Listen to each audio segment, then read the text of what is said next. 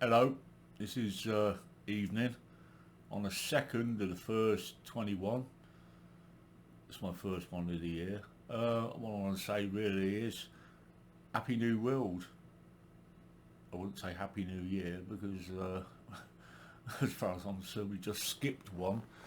That year needs deleting from history. It was just a learning episode, really. It gave us all the chance to, have a look, have a look, have a look, and find out what the bloody hell was going on. I've been awake for a long time, a long, long time. I've been awake.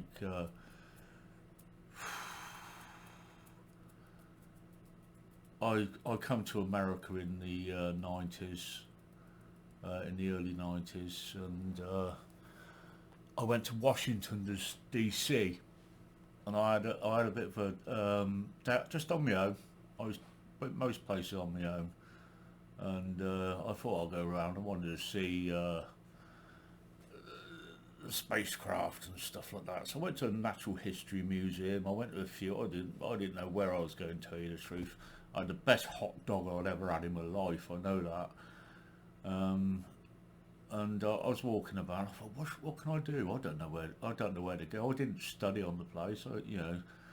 And I see a leaflet. Oh, there's Planet Hollywood. So I thought, right, I'm gonna go have a look for Planet Hollywood. So I walked around to the front of the White House. I never went down past the monument, or past the big cock. I never went down past there. I should have went to Lincoln Memorial really, but I didn't. Um, I went down past the front of the White House. It was all bollards outside of where I remember, crash barriers for cars. And I just started walking down the road. I kept walking and walking. And it said I think it's Pennsylvania Avenue. I think it was Pennsylvania Avenue. And I kept walking and walking and walking and walking and walking and walking, and it was getting, rougher and rougher. And then I see a sign for the metro. So I turned right and I started walking down this road to the metro, and it was I think probably only a couple of blocks, but a block in America is enormous. It's a long walk, and I think nothing of walking in England. I'd walk for 10 miles to see a mate, and wouldn't think anything of it. So I carried on walking down there, and I kept going and going and going. And as I started walking down there, the further I was getting down the street, the rougher it was getting, and I was starting to see people laying out on the streets drinking and that, which didn't bother me because I see that in England anyway, where I used to live. So I carried on walking, I actually said all right to a few people, and then it said metro to the right, so I started walking right, and it was really, really bad down there. I don't know where I was again, got no idea. And I walked and walked and walked, and then I come across a music shop, and that was me back in the 90s. I lived in music shops. I spent all my time in the music shop. And when I walked in, the my music bloke, I used to go to Arcade Records in Nottingham. I was living in Nottingham at the time. I used to go to Arcade Records, and he used to put stuff on for me, and hoping that I'd buy it. And usually he knew my taste, and usually I would. I wouldn't leave without buying a CD or something. So I see this record shop and I went in there. I come back from America with a whole suitcase full of CDs. Because I brought absolute tons there. I found so much I couldn't find in England. And I went in the record shop, and this black bloke behind said, "Hey man," he said, "you shouldn't be round here." And I said, "Well, I've just come in to have a look at the music." I said, "You might have some stuff I've never heard of." He shook his head like that, and I carried on walking. He come up to me. He said, "You should get back out of here." He said, "You really should get out of here." And I said, what's up? He said, you shouldn't be round here. He said, you're not from here. He said, you can get hurt. And I don't know what Washington was like in the 90s, but, you know, I wasn't really scared of anywhere, you know. I'd started off working years and years ago for the Hells Angels, you know. I never joined the criminal side of the Hells Angels. I worked from as a stage manager and moving equipment in and out of, you know, of their music venues and the, you know, any gigs they had going. That was it, and used to drink with them now and again, but nothing more than that. I never stepped out of line, because if I did, I used to get slammed by them. So I weren't really scared of people, you know. I was quite intrigued. I just wanted to meet people, and he just kept saying, "No, you better go." And he go, "All right," and I'll be off. So I started walking back down the road, and before I knew it, he was following me. And I just turn my mic up, but I don't think it's very loud. I don't know. He was starting to follow me, and he said, "Hey, I'll walk you down." He said, "The metro's at the end of the block. I'll walk you down. I don't want you walking down this road on your own." I said, "All right." So I walked down there. I had a bit of a chat with him. And he said, you know, a white man round here, he said, you know, you're taking a lot of risks. And I said, you know, yeah, I wouldn't have thought that. I'd have thought I'd have been quite safe. And he said, no, you'll get killed for no reason at all. And I said, well, I've got no money. I've only got, you know, I'm very, very, you know, very poor. But he took me to the metro. I got on the metro, and it was horrible. You know, I can remember it was horrible. I don't know where I was again. And so I got the metro to Washington, and I got to the station in Washington. It's a massive indoor place. It's absolutely enormous. I've never seen anything like it. And there was a picture house there, and there was a train there waiting. And I thought, well, it's still a bit early. It's only about 4 o'clock, and I didn't want to go back yet. You know, I've only, you know, I haven't been here long enough. And I thought, oh, I'm going to go to the pictures. And I went to the pictures, and I went to see a film called Natural Born Killers. I thought that was exciting, so I went in to see that. And it was just about to start when I got in there, and I just sat down, and I was smoking at the time, so I was just, you know, puffing away in there, and, you know, you could smoke in there then. And I really, really, really enjoyed the film. I you know, I've said about it to a lot of people, but afterwards, but no one seems to be interested in watching it. But I really did enjoy it, and it was. Yeah, it was a real eye opener into the media. It really did show you what the media was were at. You know, it really did. I mean, if you look at it, if you watch it, but what I liked about it more than anything was the music. The music in it, I thought was brilliant. And at the end, I was sat there at the end. When you see a good movie, when you know, whew, at the end of the movie. Wow, yes. If you go see a superhero movie, you get out of it and you think, well, I'm a superhero and everything, you know, or a boxer movie, you know, you think you're a boxer. But this, well, that was brilliant. And this music started, and it was Leonard Cohen. It was Future. And I thought, fucking hell, that is absolutely amazing.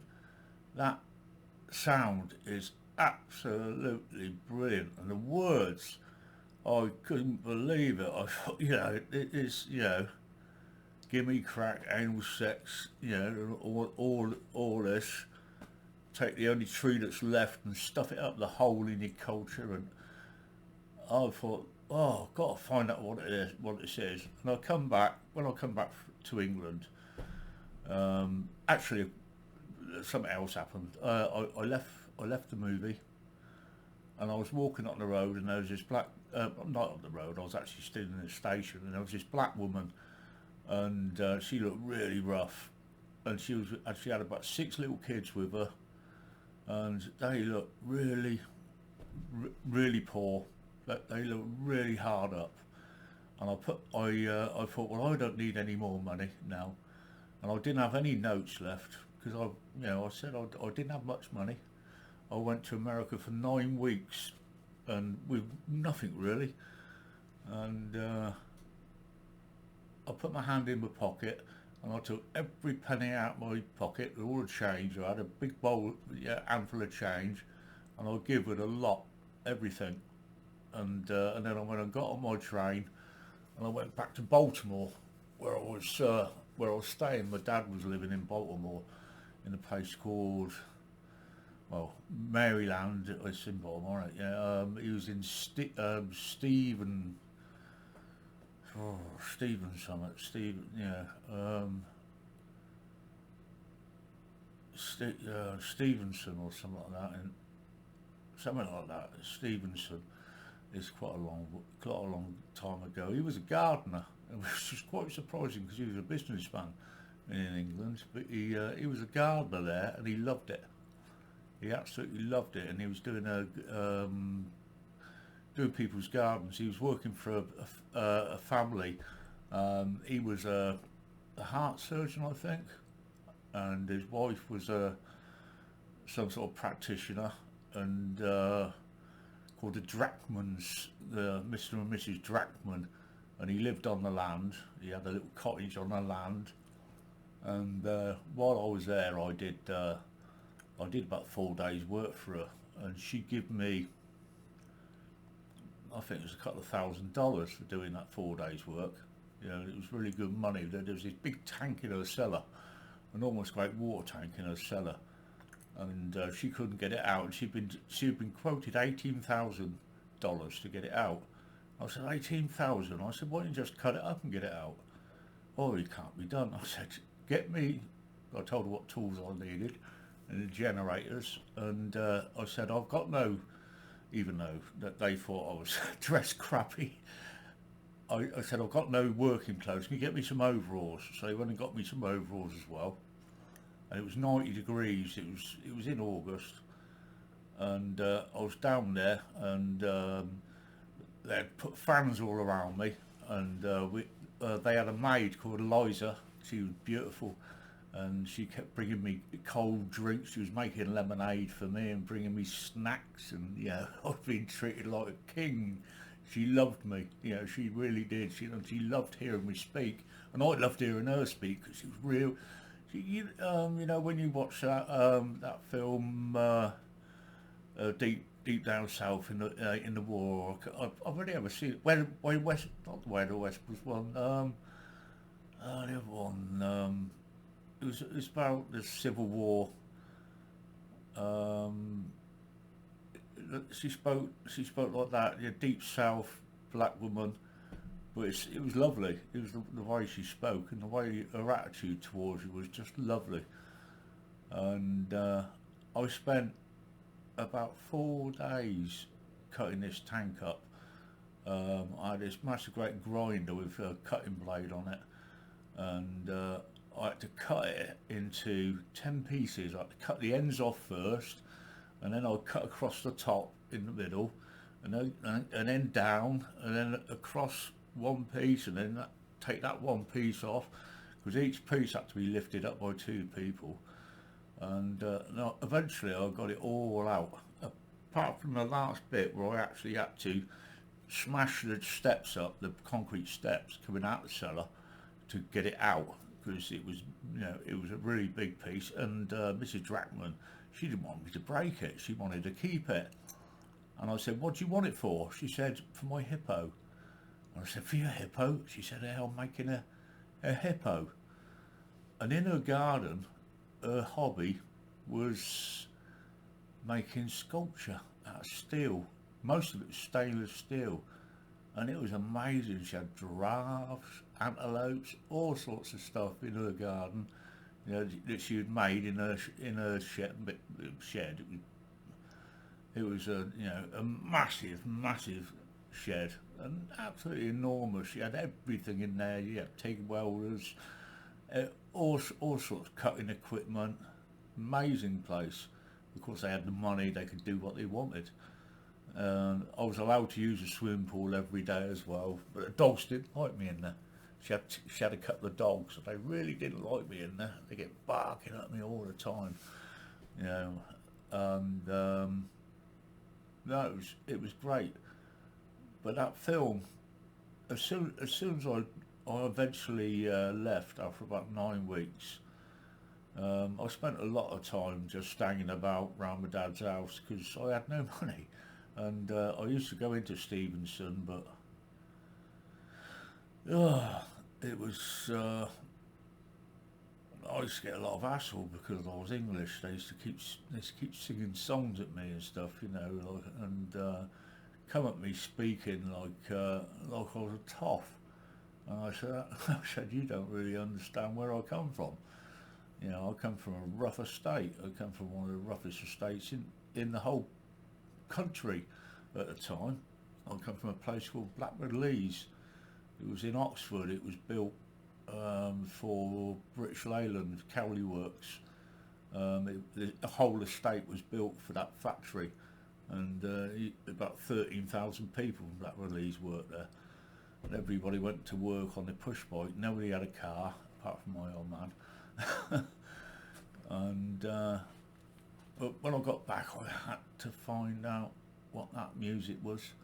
So I waited until the film came to England and the CD of the film, and then I went and got the CD out, and then I found out it was Leonard Cohen. And I said to my mate straight away, Leonard Cohen, have you heard him? Oh yeah, I'm mad on Leonard Cohen. I couldn't believe it. I've been mates with him for years, and he already knew about Leonard Cohen, but he went to he was a lot older than me. He was 10 years older than me, Dave, and he went to the Isle of Wight festival. He went there to see Jimi Hendrix, and he said he fell asleep during Jimi Hendrix. He said, "But you have to sleep sometime."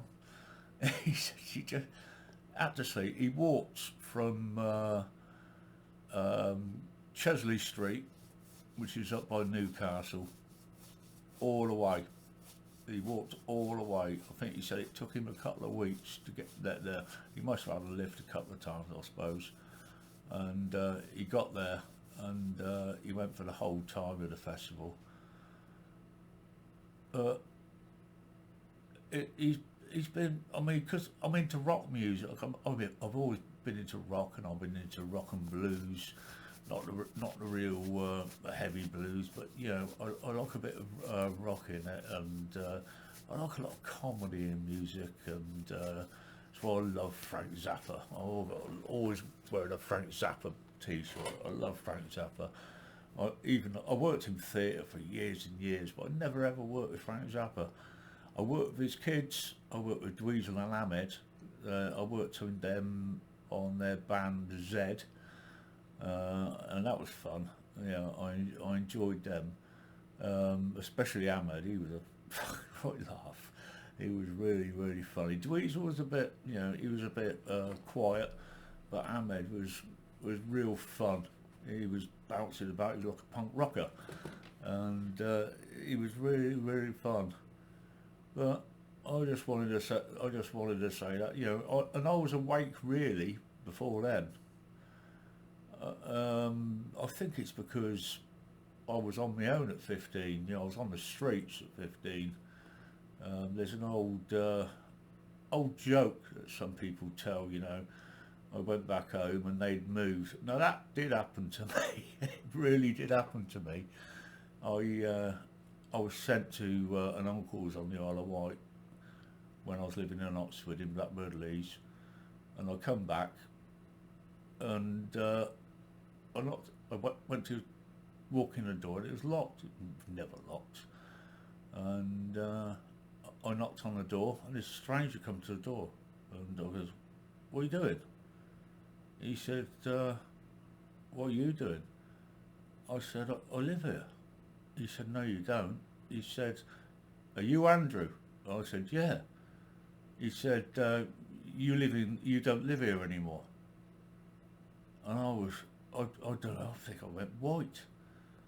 And my mum and dad had moved. Well, my mum, my dad had split up, and they'd come back together again. And my mum had decided, oh, I don't want to live here anymore. That's why I've left you. So he brought another house, and they'd moved 10 miles away. So I walked from Blackwood Leys to Kidlington, where they were living, and it was a bit strange time. It was a bit strange. So I more or less ended up on my own then. That was it really. I was as I'd worked since I was 10. You know, I was used to working. I had my first job at 10 on the milk round, so I was used to working. I worked all my life until I had my accident really. Even after that I worked. I was in a chair and I was employing carpenters to do my work until I couldn't stand it anymore, and then I had to get up and do it myself. But I did it for a good 12 years before the doctor took my naproxen off me, you know, my anti-inflammatories, and I just couldn't do it after that. The pain was just too immense, you know, the anti-inflammatories. I think I actually done this thing tonight to talk about my illnesses. I can't read and write very well. I've never been out. I'm learning now. I've just started learning now. My wife left me in '99. She left me about August time, and she was quite brutal. She left me and the kids and threatened to kick us out on the street if we ruined her time, and the kids, and told us she's going to ruin our lives because we've ruined hers. And we really did spend quite a long time in being beat up by her, you know, verbally, and I thought it was just, that's a relationship. That's a relationship, because I was a man's man before that. I weren't really in relationships. I had one night stands, you know, working in the business I worked in. I lived in town all the time, different towns, different places. I probably stayed in every town in the whole of England. And I had some really good times. Yeah, that stopped me speaking a bit. But she's been gone now ever since. Brexit was the best. Oh, what I said, Brexit. Oh, that's just happened. No, the lockdown. That was the best thing could have happened to me. Because this time last year, I would decided, yeah, I'll be best if I go and leave everybody. That would be the best thing. And I'd actually decided to jump off a cliff. And not because I wanted to, just because I thought it was logical and I thought it'd help everybody. Stupid way of thinking, but you know, when I had PTSD, well, still got it, PTSD. Yeah, I've had treatment. But you know, they're not brilliant. I've had it online. You know, there's been no closeness. But this Christmas has been so miserable. God's sake, it's been horrible. I haven't had one phone call. I've had one card. It's no one to the door.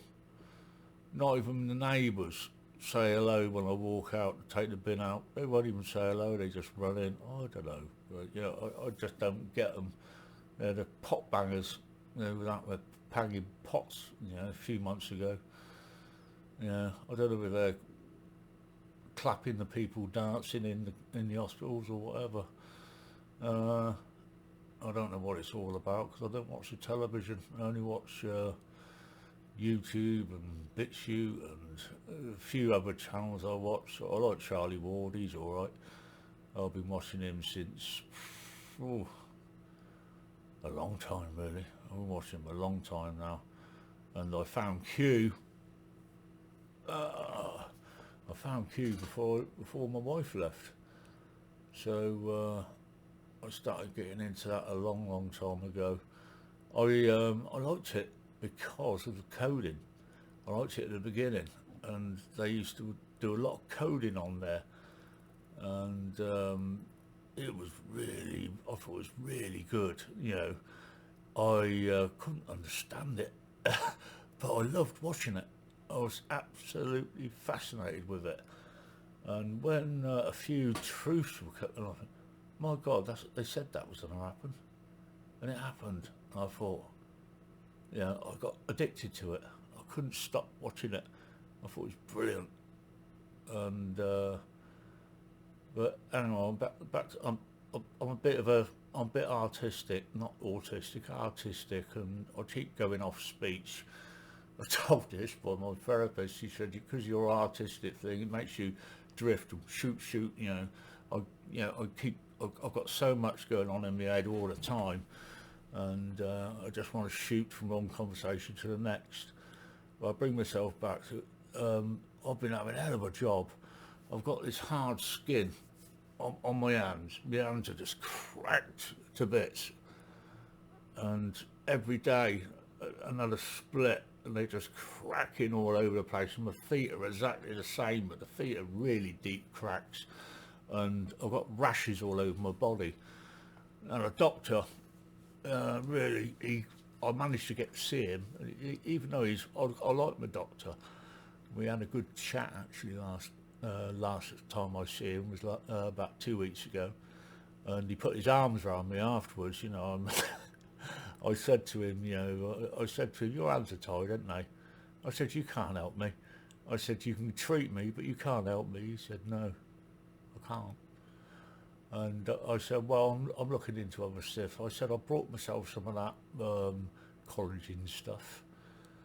I said, but I can't, not being able to read and write properly, it's really hard to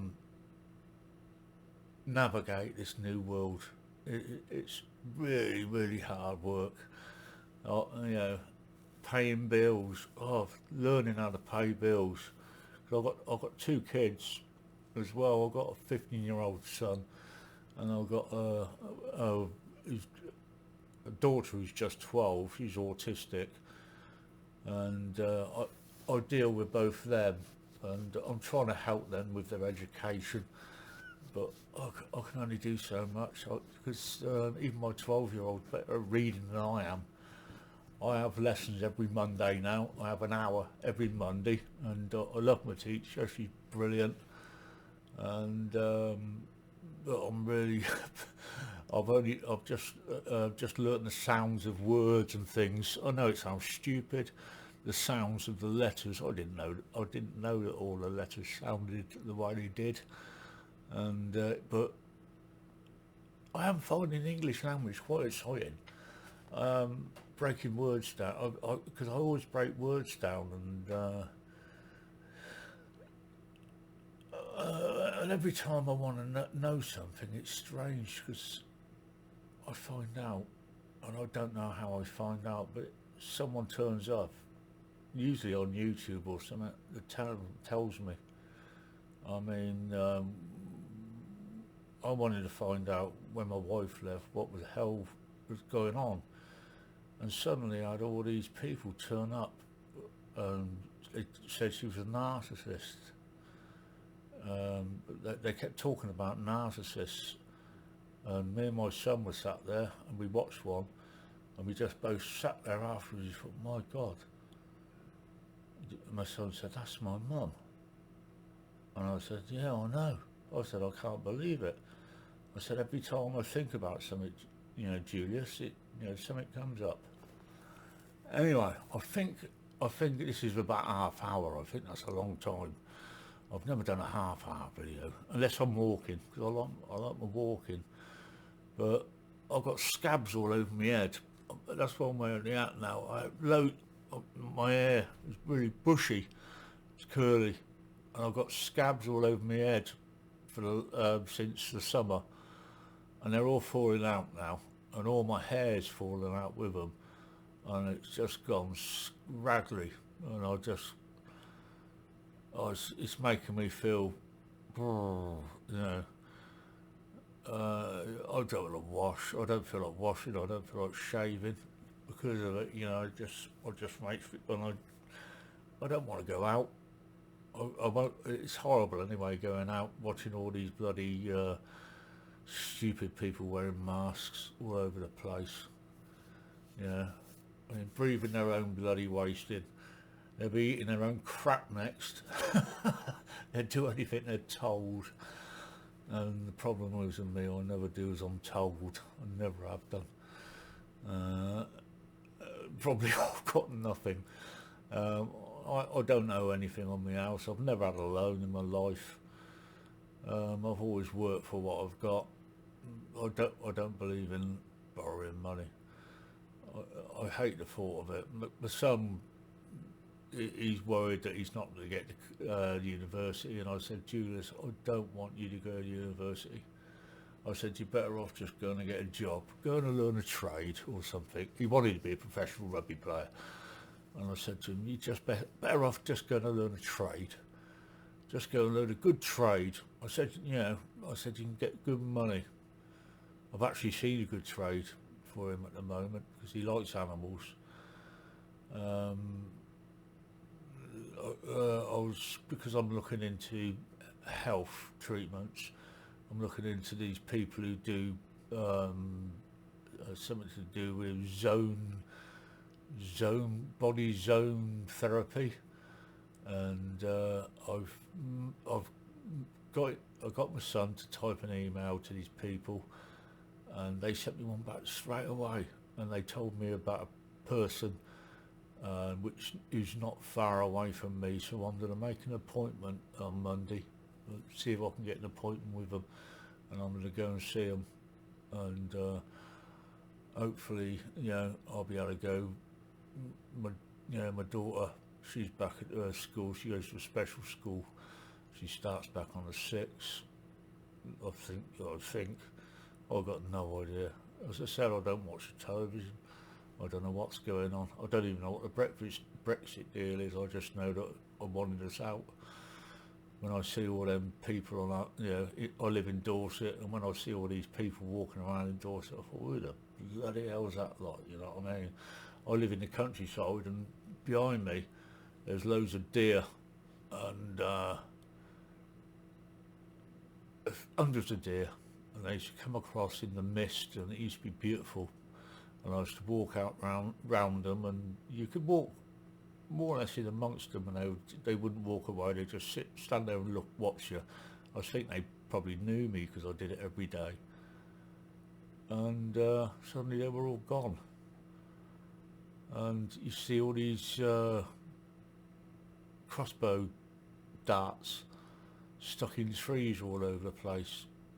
And these people, these foreigners who are over here, they shot the bloody lot out of them all. Obviously he took them and flogged them. But it's a right bugger, it was a shame. They're starting to come back now, but this was in about 16. I think when Trump was elected, about 16, I knew he was going to be elected, and I knew he'd be elected again this time. I knew it. Biden. Biden. And that bloody tart. Oh, I can't even remember her name. I don't even want to bother remembering her name.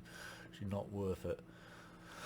So I'm just sort of looking for help at the moment, and trying to get myself fixed. I've lost all my bloody teeth, but the doctor says my leg, my feet, my hands and everything is all through stress, and also he says my teeth, because my teeth didn't drop out, they crumbled in my mouth, and I'll be eating a sandwich and pieces would just break off, and I had no idea what was going on with me, and they were just breaking off all the time, and every time I'd go to the dentist, they'd have a go at me.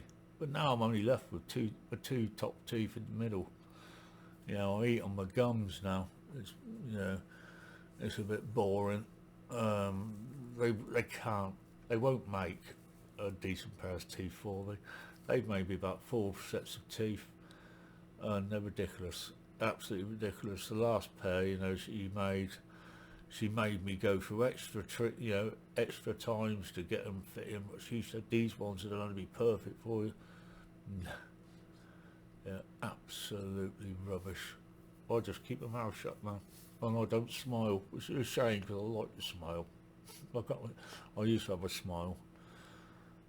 Anyway, good night. Happy New World. God bless you all. Look forward to next New Year. Maybe we'll be able to celebrate it. All right. And not being able to celebrate Brexit. What an ass. All right. Ta-ta, bye.